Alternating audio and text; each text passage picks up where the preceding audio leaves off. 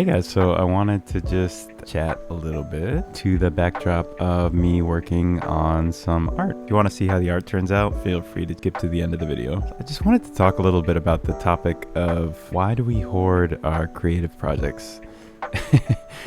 By we, I mean me, but I'm sure there are other people out there that do this, so let me know if you can relate. This is really the reason that I made this account in the first place. And by hoarding projects, I mean making stuff and then never showing it to anyone, never releasing it.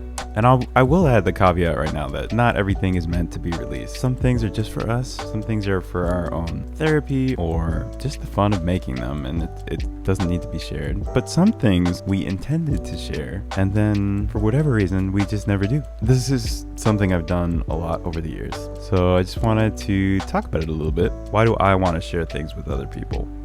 I think it's an important part of the creative process for me. Like once I get something out of my head and show it to someone else, something just clicks in my brain. I get new ideas, I'm more inspired. Also like a little checkpoint where I can just stop and kind of celebrate where I am. It kind of helps me move my projects along when I have some public accountability.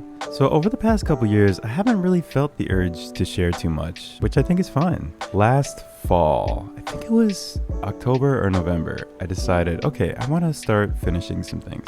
I just wanted to make these instrumental loops. I was like, okay, I want to make 6 loops, 1 minute long, easy. Just kind of quick little project. So this was in the fall of 2023. What kept happening was I would finish track 1, get it mixed and mastered and everything, move on to track 2, get that one mixed and mastered, and then I would listen to track 1 and suddenly I'd have all these new ideas, or, you know, track 1 didn't sound right anymore.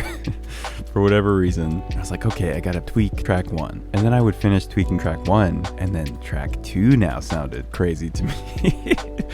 Like I had all these new ideas for track 2, and then I would go and tweak track 2, and then I'd start working on track 3, and then track 2 didn't fit in the group anymore. And you know, this is like my crazy. So I've been working on this since the fall, and this month I looked at the calendar. I was like, it is July. You've been working on this since the fall. I've worked on a lot of tracks, but I only have 2 that I'm happy with. Like, I'm calling them final for now. I kind of had this moment where I was like, oh my gosh, what if this quick little project that's already taking me from the fall to the summer, almost a year, like it's gonna be the fall again, what if it takes me another 6 months? What if it takes me another year, 2 years, 5 years to get right? What if I get to the end of this and decide I'm not happy with this at all and never share it? So then I was just kind of like looking through my folders recently, and it's like I have all of this stuff. We have all of this stuff.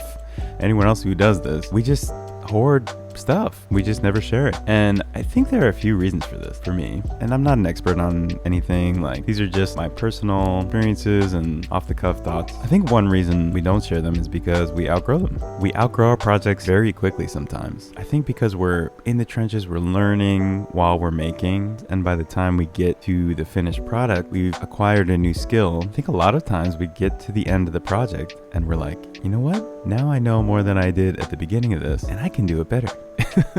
Or I have more that I can add now.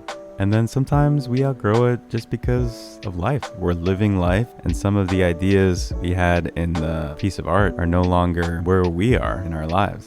And this goes for anything. We're writing a book, we're painting, we're sculpting, we're drawing, we're recording music. I think another reason we don't share is because we have this inner critic. We all know her, we all have her. You know, she's that voice that's telling you, your stuff's not good enough, no one cares, someone's better than you. We all have this voice. We're scared of people's judgment. I'm kind of like a baby artist. I drew when I was a kid, and I'm just kind of learning now. Most of my life, I feel like people know me for singing. It's so interesting to me because my inner critic for singing is really strong. Like that voice that tells me, you know, that wasn't good or whatever. That voice is really strong, and I've learned to quiet it at times. For drawing and art and animation, I just never developed that inner critical voice, which is really freeing for me. And, you know, maybe a more experienced artist might say, well, you probably should develop that. I think I have a lens for my stuff. Like, I know how I like it. I have ideas for what can be improved, but I think when I started drawing, it started to creep in, but I recognized it. I've heard that voice for my singing. And I could be like, no, you're not coming in here. I think we can let this voice speak, or we can learn to actively silence it. I think it's kind of like a muscle. I think another reason is things just take a long time to feel finished for some of us. That could be because of our perfectionism, that picture we have in our head of exactly how we want it to be. And, it just takes a long time to get there. And I've very much dealt with this for many years. We're so precious with the thing that we're making, and we don't want anyone to see it until it's just as we had it in our head. I think what's helping me now is kind of coming to this realization that for me, and maybe for other people too, things may never feel done. It's just kind of finding a stopping point. Like, finished is such an arbitrary word. We just have to decide. So something I'm trying now is just calling everything finished for now. Like, everything's a draft. Some of us just love the creative process. We just love tinkering with our things, and so we just want to keep working on it.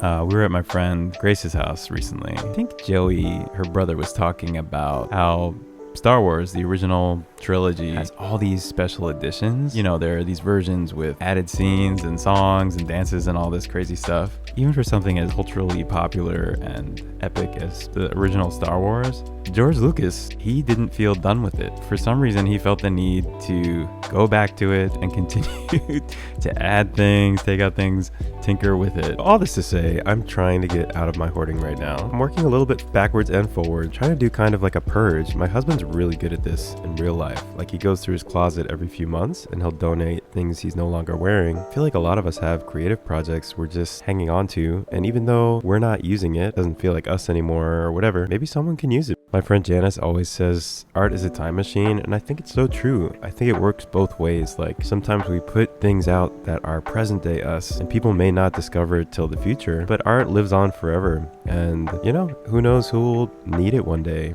Or we have things that are kind of like the past version of us that maybe someone in the present could use. So I'm trying to kind of do like a purge of things that have been in my draft folder for a long time.